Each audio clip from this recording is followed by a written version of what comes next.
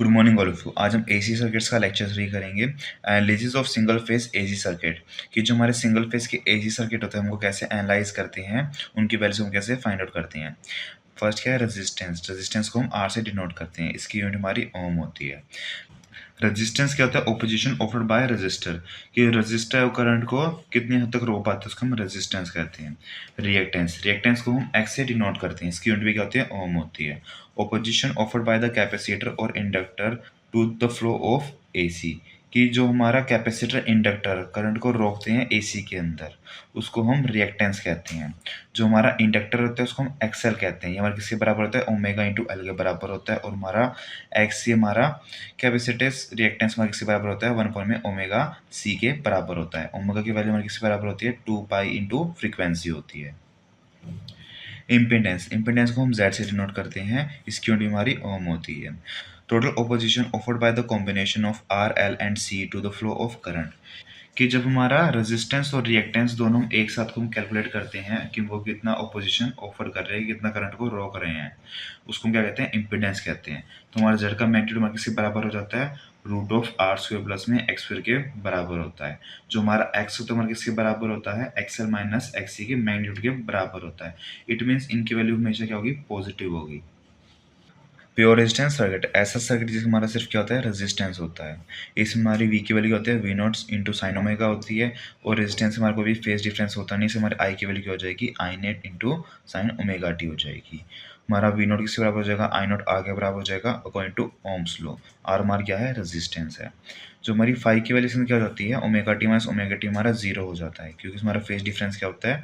Zero होता है। और हमारे पावर का फॉर्मूला क्या होता है? वी इंटू आई होता है। तो हमारा जो वोल्टेज जो करंट है हमारे सेम फेज के, तो उनके अंदर बिल्कुल भी एंगल डिफरेंस नहीं होगा।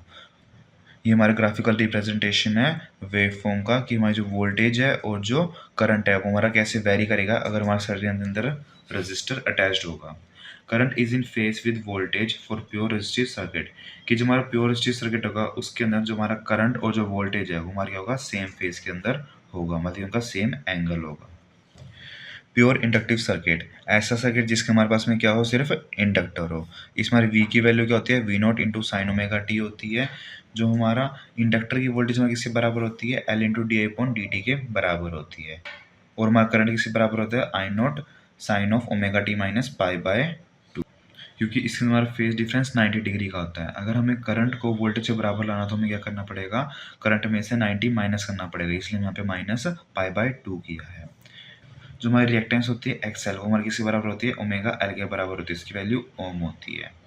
तो यहीं से हमारा जो ओम्स लो होगा उसमें हमारी जो आर होता है उसमें हमारी क्या जाती है? जेड पुट होती है एसी सर्किट के अंदर, तो हमारे यहाँ पे एक्सएल की वैल्यू क्या आ जाएगी? ओमेगा एल आ जाएगी।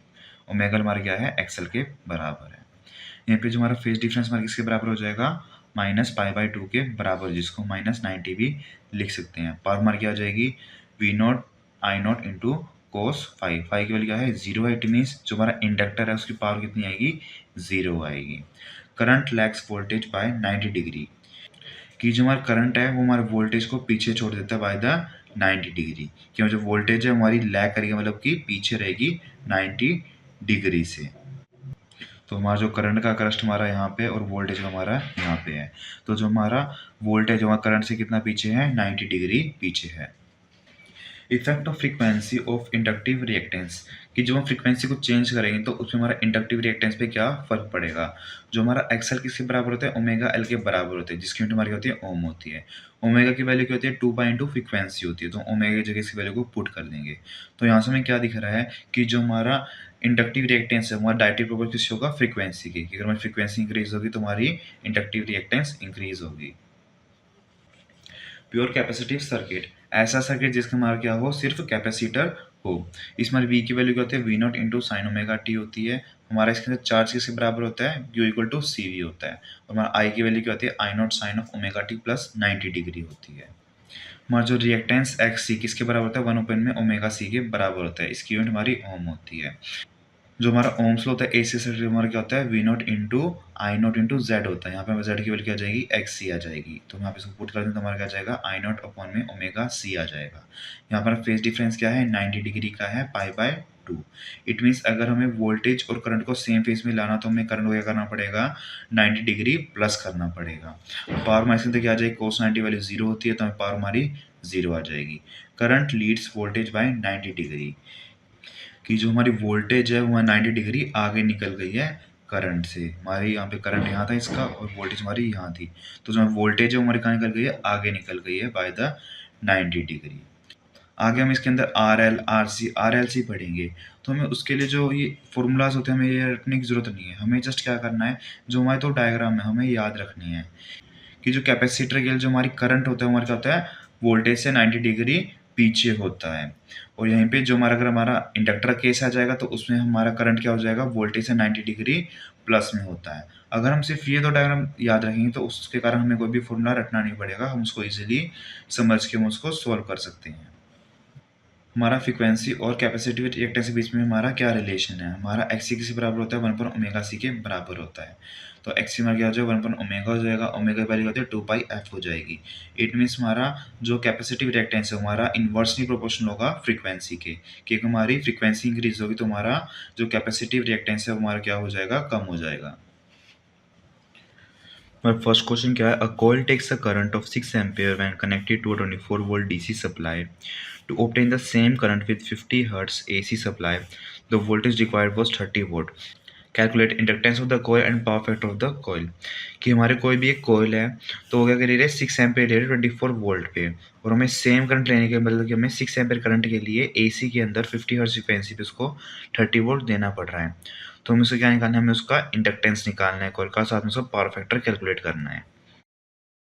तो इंडक्टेंस के लिए हम क्या करेंगे, सबसे पहले हम यहाँ पे एक्सएल की वैल्यू को फाइंड आउट करेंगे। तो उसको कैसे फाइंड आउट करेंगे, तुम्हारा 4 डीसी के लिए हमारा ओम्स लॉ क्या हो जाता है, V equals to I R हो जाता है।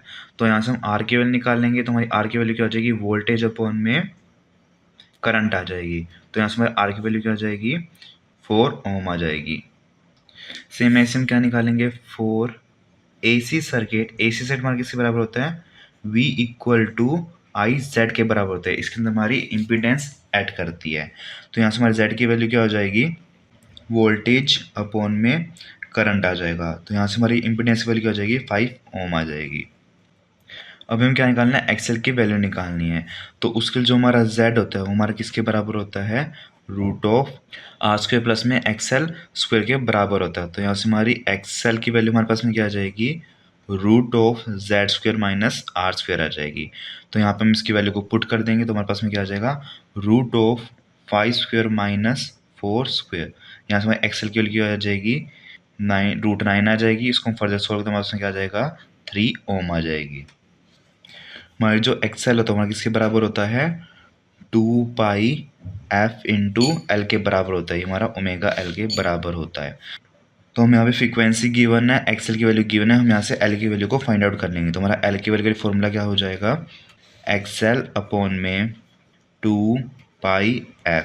एक्सएल की वैल्यू क्या है, 3 है, 2 मल्टीप्लाई बाय में पाई मल्टीप्लाई में एफ की वैल्यू क्या है हमारे यहाँ पे 50 हर्ट्ज है। ये हमारे किसके बराबर हो जाएगा, 3 डिवाइड बाय में 100 पाई के बराबर हो जाएगा, जिसकी वैल्यू क्या आ जाएगी 0.00955 हेनरी आ जाएगी।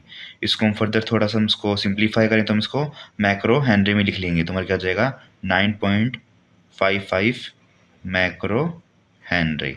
ये हमारे यहाँ पे इंडक्टेंस की वैल्यू आ गई। नेक्स्ट में क्या फाइंड आउट करना था, हमें यहाँ पे पावर फैक्टर को फाइंड आउट करना था। पावर फैक्टर हमारा किसके बराबर होता है, कोस 5 के। तो जो हमारा आर होता है हमारा होता है वोल्टेज के फेज के अंदर होता है, और जो हमारा एक्सएल होता है वो उसका करंट हमारा क्या होता है, इसके अकॉर्डिंग में -90 होता है। तो इट मीन्स हमारी ये वैल्यू क्या हो जाएगी, जेड आ जाएगी। तो यहाँ से हमारा कोस 5 हमारा क्या होता है, बेस इंटू हाइपोटेनस होता है। तो हमारा कोस 5 की वैल्यू हम क्या लिखते हैं, कोस 5 को हम क्या लिख देंगे यहाँ पे आर बाय जेड लिख देंगे। इसके हम वैल्यू पुट करेंगे, कोस ऑफ 4/5, इसकी वैल्यू क्या आ जाएगी 0.8 आ जाएगी। और हमारा ये क्या है, इंडक्टिव सर्किट है। इंडक्टिव सर्किट हमारा नेचर क्या होता है, लैगिंग नेचर होता है।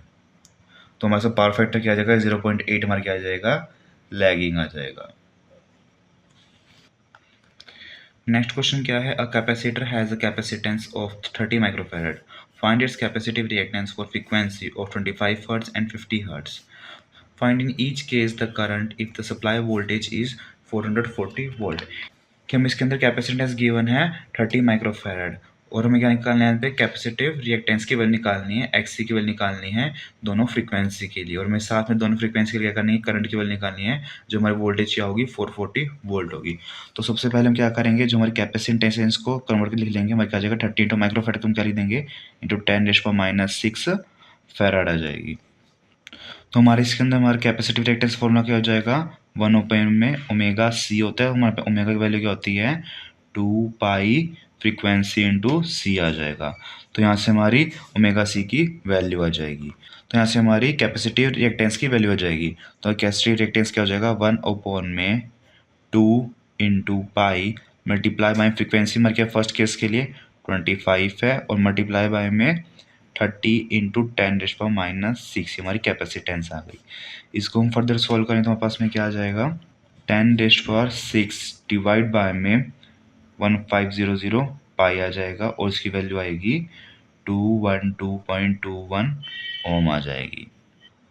अब हम 25 हर्ट्ज की एसी सप्लाई के लिए हम इसका करंट फाइंड आउट करेंगे। करंट का हमारा फॉर्मूला क्या हो जाएगा, एक्सी अपॉन में वी हो जाएगा according to Ohm's law. XC की वैल्यू हमारी क्या है 212.21 ओम है ये, डिवाइड बाय में वोल्ट हमारी क्या है 440 वोल्ट है, जिसको हम फर्दर सॉल्व करें तो हमारे यहाँ पे करंट हमारा अप्रोक्स क्या आ जाएगा 2.07 एम्पेयर हमारा करंट आ जाएगा। सेम ऐसे अभी हमें कैपेसिटिव रिएक्टेंस निकालना है 50 हर्ट्ज की सप्लाई के लिए, तो हम फॉर्मूले में वैल्यू पुट कर देंगे 1/2 इंटू पाई इंटू फ्रीक्वेंसी हमारी क्या है 50 हर्ट्ज है, मल्टीप्लाई बाय में कैपेसिटेंस जो तुम्हारा क्या है 30 इंटू 10⁻⁻6 है। तो हम इसको फर्दर सोल्व करें तो हमारी वैल्यू क्या आ जाएगी 10⁻6 डिवाइड बाय में 300 पाई के बराबर आ जाएगी। तो यहाँ से हमारी एक्सी की वैल्यू क्या आ जाएगी 106.1 ओम आ जाएगी अप्रोक्सीमेशन वैल्यू। अब हम क्या करेंगे, यहाँ पे इसकी करंट की वैल्यू को फाइंड आउट करेंगे, तो हमारा करंट किसके बराबर होगा एक्सी अपॉन में वी के बराबर होगा O into Ohm's law. XC की वैल्यू हमारी क्या आई थी 106.1 ओम आई थी, हमें किस वोल्टेज पे फाइंड आउट करना है 440 वोल्ट में हमें फाइंड आउट करना है। तो यहाँ से हमारे करंट की वैल्यू क्या आ जाएगी अप्रोक्सीमेशन 4.15 एम्पेयर हमारी वैल्यू आ जाएगी। तो हमारा आंसर क्या आ जाएगा 25 हर्ट्ज के हमारी एक्सी की वैल्यू क्या आई थी 212.21 ओम आई थी, और करंट हमारा क्या आया था 2.07 एम्पेयर आया था। और 50 हर्ट्ज के हमारी एक्सी हमारी जो कैपेसिटिव रिएक्टेंस की वैल्यू क्या आई थी 106.1 ओम आई थी, हमारा करंट क्या आया था 4.15 एम्पेयर हमारा करंट आया था। Thanks for watching. If you have any doubt you can comment down in the comment box. Thank you.